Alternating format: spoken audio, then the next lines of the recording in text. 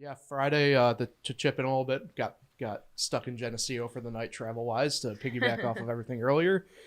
So Friday was an overall quiet-ish slate, turned into overall quiet weekend high school wise. But I do want to congratulate candidate was Maya Herman, 1,000-point score on the girls' side of things in their victory Friday Awesome. over Spencerport. Chipped in 24 of her own in that game. So congratulations to Maya. I believe she's the second or third candidate player. I can't remember now off the top of my head, but to get This to 1,000. season? No, to get to 1,000 career. Oh.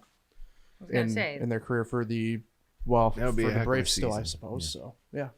But it should be a full slate now, kind of moving forward here for the week.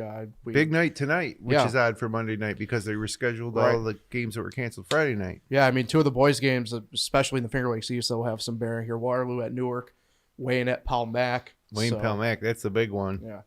Give a That's new league title implications there. Yeah, give a new definition for Big Monday, right? Talk about on Yep. the college side, Big Monday on the high school side. And then myself and Nate will be over in Wayne County for Clyde Savannah Lions girls over at the Lions That's a Community huge Center. game. Yeah, also big league-wise, but, I mean, let alone, really the rivalry takes the forefront in this one overall. That was also rescheduled from Friday night, right? Nope, this that was originally supposed to be a Monday night game. for tonight, yeah. Wow.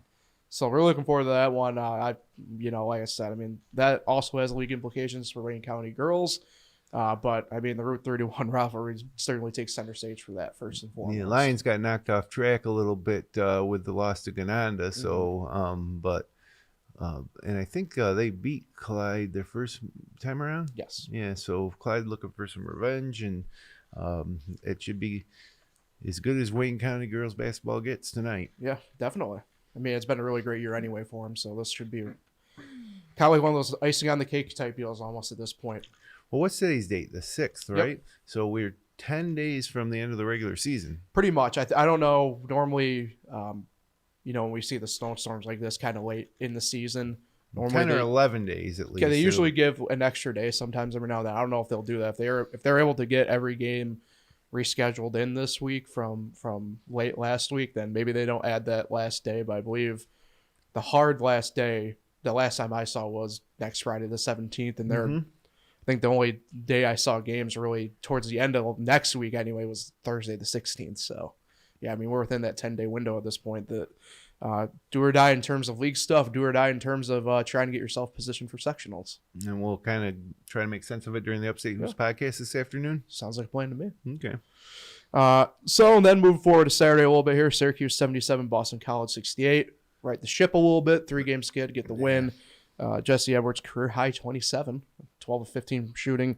Gerard followed behind with 18, but rough day overall shooting for him. Most of his points came from the free throw line, 9 for 9 there for him. But really the main storyline became after the game for Syracuse with Coach Jim Boeheim in an interview he did with Pete Thamel. I'm going to have to pull up the notes here because I want to make sure I get everything in line and make sure I have every information paraphrased correctly here. So took a page out of Nick Saban's book more or less here, saying that college basketball is in a bad space right now.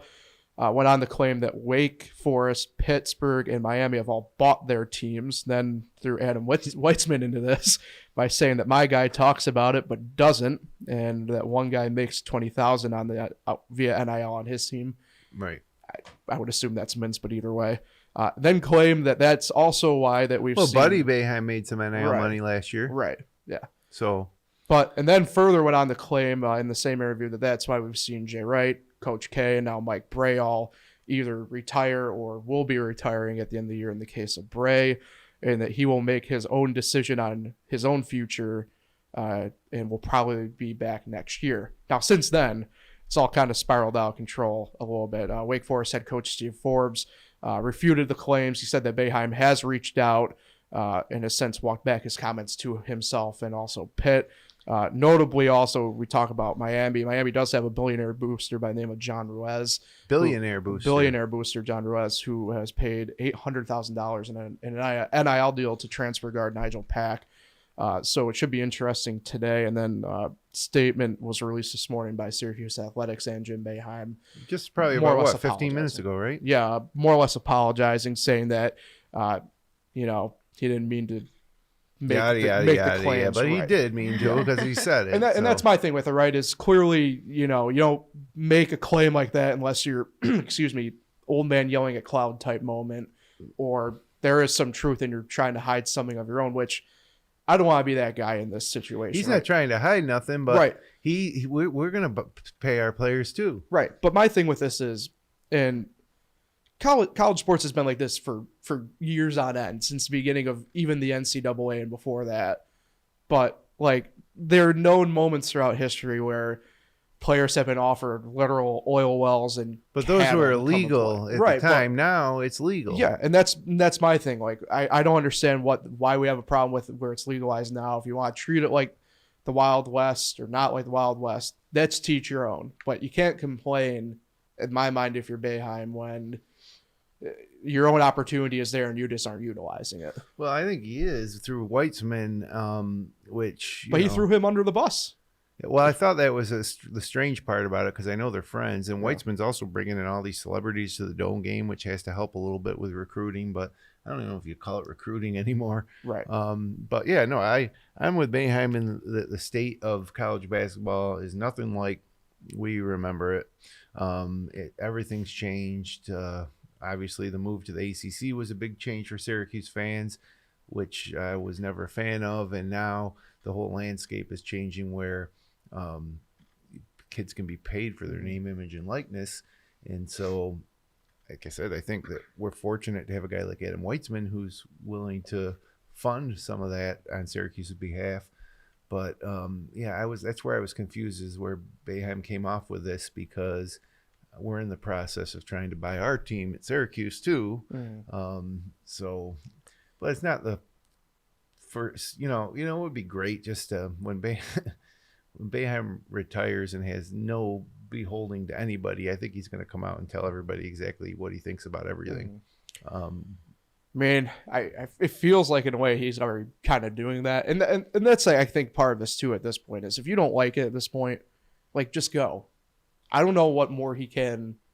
I want him to become the winningest coach of all time, right? And I wish they'd restore his wins because he'd already be there. But I think part of it at this point is, and I don't know, like, if he seems as over it as he's kind of marketing himself to be overall, that, like, just go at this point. Like, at this point, to me, as a fan, he's just shooting the team in the foot at this point, in my book. Like, well, I don't know. Boeheim's certainly unique in the world of college basketball right now. He's one of the last holdovers from the old guard. And it's one of those things that makes us a little unique at Syracuse, having a guy like him. Once he's gone, we get another coach. We're no different than anybody else, but I can't say I'm pleased with the performance or the way he handles his team or how stubborn he is in the way he manages games. But it's entertaining. There's certainly not a guy in college sports who you would look forward to watching his press conference as much as Boeheim. You never know what he's going to say. And also, last week, he got a lot of press for, bullying a Syracuse student reporter who asked him a question about Benny Williams, and he didn't necessarily walk that back, but he downplayed it. Yeah, I don't know. He's how old is he? 78, 77 or 8. Yeah. He looks healthy enough though. Like I could see him coaching for another 5 years. Like I said, I would like the Syracuse to have the all-time winningest coach in NCAA history. That would be pretty cool. I really kind of feel like in the back of his mind, that's what he's going for. And I think he also feels like he needs one more Final Four national championship run. But we're nowhere near that right now. No. But with Adam Weitzman helping with recruiting and some of the guys that are kind of in the pipeline, I could see it happening in the next 2 to 4 years. I mean, it's possible, but I mean, at that point as well, we're talking about a early 80s Boeheim as well. I mean, you don't know where anybody's going to be at that point. I mean, nobody knows where anybody's going to be at that point, no matter your age. But I mean, certainly as you get to that stage of age, I mean, will he even be well enough to do those types of runs. I haven't at that seen point. any slowdown, honestly, physically from him. I think that several years ago he stepped back from being the main guy at practices, and he started relying on his staff a lot more. But as much as he frustrates me, I still feel like it's his schedule to make in terms of retirement after all he's given to the program. Coming in as a player 50 years ago, and actually more than that now, right? Like 60 years ago. I mean, yeah, technically speaking, And never leaving. That's certainly unique. I don't know. I think the tough part for me is the relevancy of it, and to kind of look at it from this sense. I mean, I wasn't alive for this stage of it, but I mean, Bear Bryant, we could definitely play revisionist history on this, and definitely look that he probably stayed a few years too long at Alabama for football, and kind of caused a better part of a decade of at minimum mediocrity for them. Before he finally stepped down. And we're in the mediocrity stage right now, but it's tough to tell how much of that is on Boeheim, how much of it is on it being more difficult for us to compete now as a northern member of a southern conference. But we'll see. They play Wednesday night at Florida State, and he'll do a press conference after that, and who knows what he'll be talking about. Say Mad Libet. A couple other things from sports this weekend. Kyrie Irving got traded to Dallas. Yeah, the ongoing Kyrie saga is, I think we're just going to kind of call it. Myself and Nate really dubbed him that. I'm just kind of running with it. But yeah, troubled Nets guard or former Nets guard on his way to Dallas, and former teammate of LeBron James. Yeah. Former Celtics. Always looking for greener grass. Yeah, I mean, look, I think if you follow me on Twitter, you kind of understand how I feel about him. But guy's a locker room cancer, so good luck to Mark Cuban in Dallas for that. And for the Nets, you get a guard who wants to play there, and Spencer Dinwiddie, and a good role player in Dorian Finney-Smith, a couple first-round draft picks later on down the pipeline. So try and build around Kevin Durant now. Yeah, who's also aging. Yeah, but at least Kevin Durant's, wanting to play for the team and is out there when he's healthy enough, not, Doesn't believe that John F. Kennedy's still alive. Well, I was about to say. Or that the earth is flat. I was going to say, if there's any positive in this, we know that Kyrie will be able to do his own research now in Dallas for that. So, he'll be right down there.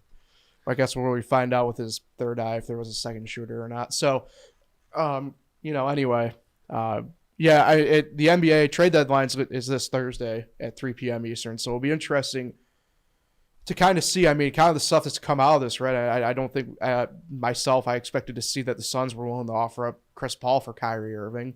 That's kind of come out. So clearly there's going to be some movement here. I don't know if we'll necessarily see Chris Paul actually on the move or anything like that at this point. But certainly I think we're looking at a lot of movement of names that I think a lot of maybe casual NBA fans recognize on the move come by Thursday at 3 p.m. Okay. One last thing. It's a Monday finish on the PGA Tour today. They'll be teeing off around 11 a.m. at Pebble Beach. Justin Rose has the lead, about 9 holes to play. So whatever, little Monday finish on golf, always anticlimactic. But I mean, it's Pebble Beach, so I mean, this is probably one of the more recognizable really events on the early season side of the calendar of things. The Pro-Am's kind of the one. Josh Allen was out golfing on TV, national TV out there. Stuck a couple. I know Nate was proud of him. Yeah, right? He had a nice birdie on 18. Yeah, he had a couple monster drives, and he also spun one too, which I thought was cool. They say he's a 9 handicap. I don't know if I believe that after seeing him swing.